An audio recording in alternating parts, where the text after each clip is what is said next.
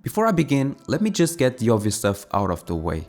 Anyone can clearly see the inspirations behind the concept of this game, mainly regarding the gameplay side of things. It's so similar to one game specifically that even the developers admit it was a starting point when designing the core mechanics of this project.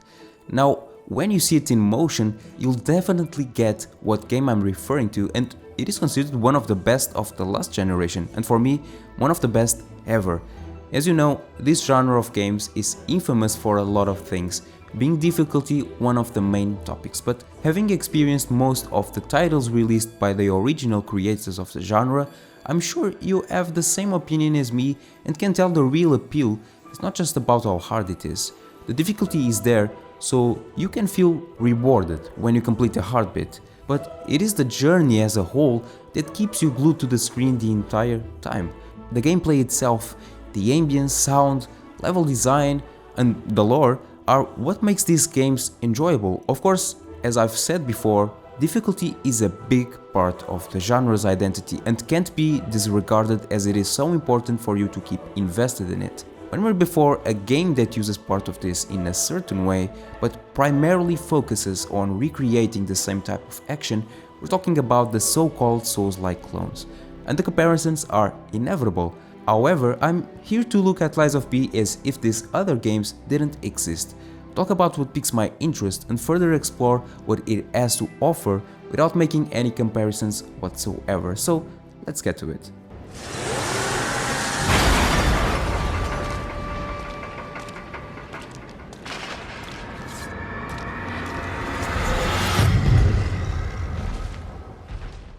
Lies of P is a game that instantly grabbed a lot of people's curiosity, not just because of how great it has always looked on promotion material, but because of its name and the story the developers decided to pick up.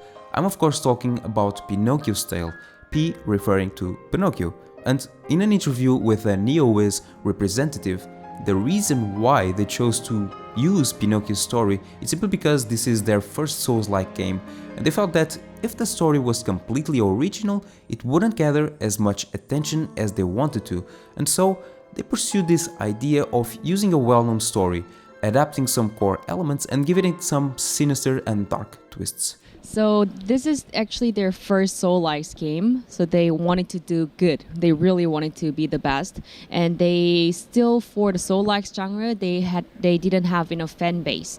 So first, since it's their first try, they wanted to get some fan and popularity first. That's why they came up with the most well-known story, which is Pinocchio. And that is immediately visible on the setting that was chosen to integrate the story with. The city of Krat is a place portrayed like it was something from the 19th to 20th century France, having a significant focus on steampunk. Now, the city itself appears to be in ruins, and it wasn't always like that, of course. You see, Pinocchio is a puppet, a mechanoid, and Krat was developed with the help of other puppets and machines, but you might get where all of this is going and figure out that these puppets have turned against their creators, and the slaughtering of the city's residents began. So far we haven't seen much about humans, and that is not only because they are dead, but a lot of them just left the city after this event. However, some stayed, and we will get the opportunity to meet them still, but I'll get back to this down the line. The trailers for Lies of P are surprisingly interesting for a developer doing this type of project for the first time. You can feel that throughout them, there is always a good amount of transparency and confidence on what they are creating, having a healthy mix of cutscenes and gameplay, notably in real time, even though it is always shrouded in mystery to preserve the story bits. And presenting it this way is remarkable because they understand they don't need to waste any money on CGI trailers to convey the feeling of the game. I mean, what better way to show your work than showing it as it is? And it looks very good. The setting is spectacular, and a much needed one from what I gather from people's opinions. They are hungry for more steampunk stuff. It is unique, it is cool, and graphically a perfect genre to work with regarding the art direction. When I think of steampunk, this is what I think of: metal, pipes, gears, machines, prosthetics, fashionable garments and crazy hats, blimps, metal and glass buildings, golden structures, you name it. This is some of the stuff that you'll see for sure in a steampunk art. Now, the way these elements are designed and implemented, and the amount of creativity that is poured into it is what makes this an attractive setting. And because you're designing a game, the journey must have a lot of diversity so that the places you visit feel different enough from each other but are still part of the world you're in.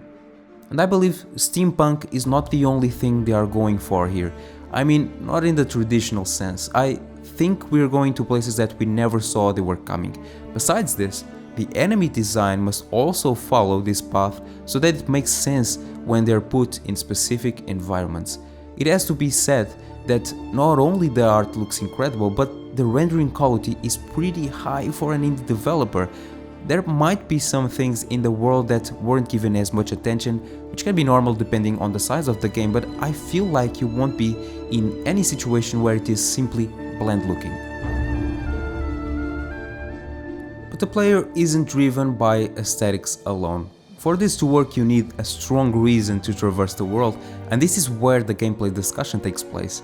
The main topics being combat and exploration. Let's start with combat, and here you'll feel right at home since there are some straightforward moves you can do.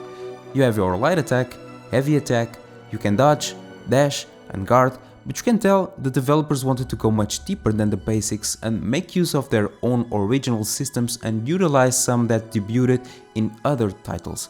For instance, you can regain some health after you've been hit, like an opportunity window to make up for a mistake you've made, which in turn makes the combat much more aggressive. And you totally know where this comes from, so let's move on. You can do a perfect guard, which is when you guard exactly at the time of the enemy's attack, like a parry, but not really. It just means you do not take damage at all and can block fury attacks.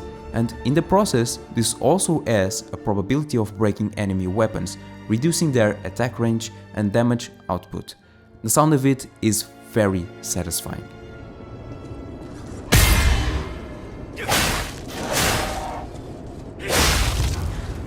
Next, we have a gameplay mechanic called Groggy, when the enemy's health bar has a white outline. And this is essentially when they are staggered, making it possible to finish them with a fatal attack. The way you earn this state is determined by charging and landing strong attacks and making use of the Fable arts. I don't want these terms to seem complicated to understand, so just think of it as special abilities that you can perform against your foes. It is basically the magic in this game indicated by the blue bar below the stamina bar. Notice how the player is having a rough time with this puppet because of its health pool or maybe because of its armor. However, when the Fable arts are adopted as part of the strategy, the enemy is staggered and we can perform a finisher.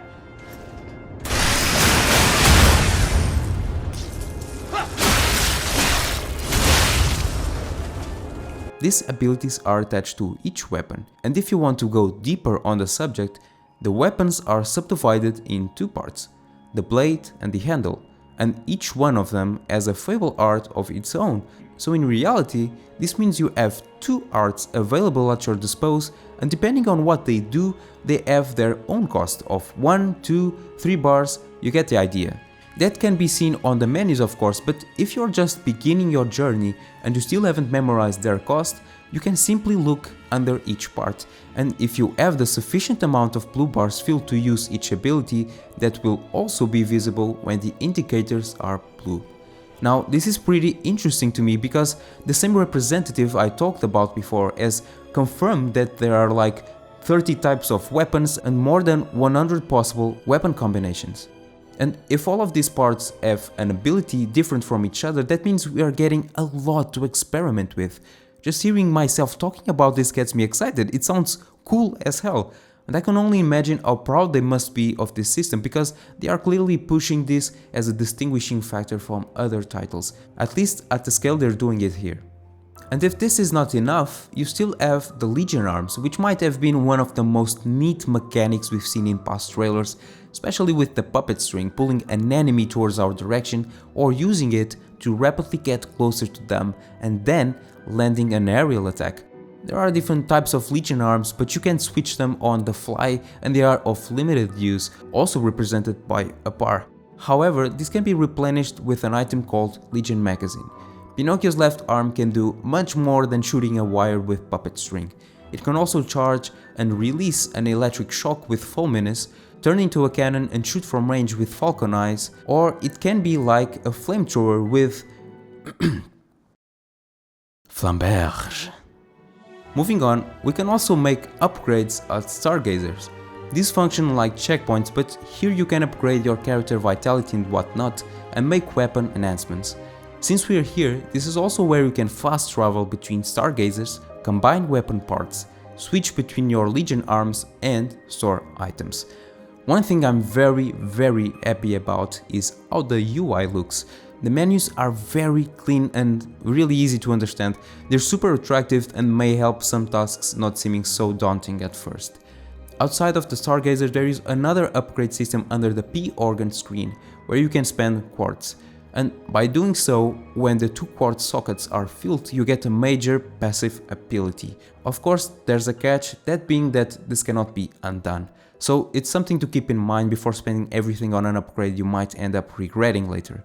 And this is what we have to play with, a lot of stuff really, and I must say I'm impressed. Combat looks fun and the animations are very fluid, and that's particularly important when we're referring to the enemies, because we have to be able to read their moves and adjust conformably to them, so it always feels fair. Exploration wise, you'll get to different areas that are connected, some shortcuts can be opened, you'll find boxes guarded by enemies, items hidden in the most obscure places, and let's not forget about the massive boss fights and the characters you will find on your way. Speaking of the latter, there's a big emphasis on interaction with the NPCs, even though we haven't seen much of it. You see, there's a mechanic about telling the truth or lying that has a big impact on the story, mainly on its different endings. And this being Pinocchio we're talking about, it just makes sense to have something like this, because we will surely start to wonder if we are doing the right thing, since not everyone in this world has bad intentions, or we could be in a situation where telling the truth might not be the best option, as it can damage us or other friendly characters. Lies of P is a journey about something important. It's about finding who you are, finding your humanity. But I believe it is also about having a good time, and it's actually a blessing that it exists and it's almost upon us. So there it is, another game I can't wait to play, one of my most anticipated really, and I'm feeling like doing this is almost like a ritual for upcoming games. I just love to share my love with other people and to have a discussion about it, so feel free to comment. If you can like the video and subscribe to the channel, it would be perfect, since I want to include more of you in my content, and your suggestions are always welcome. So thank you. I'm Ed, and I will be waiting for you on the next one. Bye bye!